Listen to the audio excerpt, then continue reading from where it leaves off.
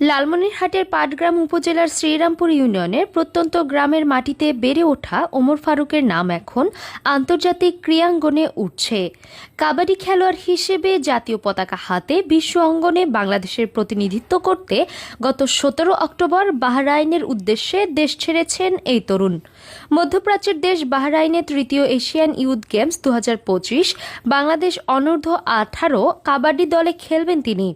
ছোটবেলা থেকেই ওমর ফারুকের ধ্যান জ্ঞান ছিল খেলাধুলা, পড়াশোনার ফাঁকে মাঠই ছিল তার পৃথিবী। সেই ফারুকের কাবাডি জীবনের শুরু স্থানীয় টুর্নামেন্টে হলেও পারফরমেন্সই তাকে আন্তর্জাতিক মঞ্চে খেলার সুযোগ এনে দিয়েছে। জেলা ও বিভাগীয় পর্যায়ে নিজের প্রতিভার স্বাক্ষর রেখে নির্বাচকদের নজরে আসে। মাত্র 3 মাসের প্রশিক্ষণে বিকেএসপির খেলোয়াড়দের পেছনে ফেলে জায়গা করে নেন জাতীয় অনূর্ধ্ব 18 দলে। তার এই সাফল্যে খুশি পরিবারের সদস্যরা।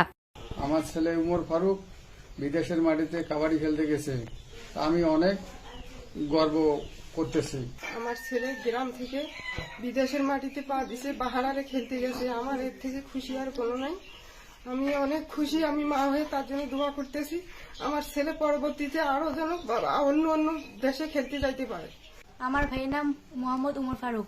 সে কাবাডি খেলতে গিয়েছে গর্বের সাথে, এবং এই জন্য এই উপলক্ষে আমাদের পরিবার এবং আমরা সবাই অনেক খুশি, এবং পাড়া প্রতিবেশীর একটা নাম সুনাম রয়েছে।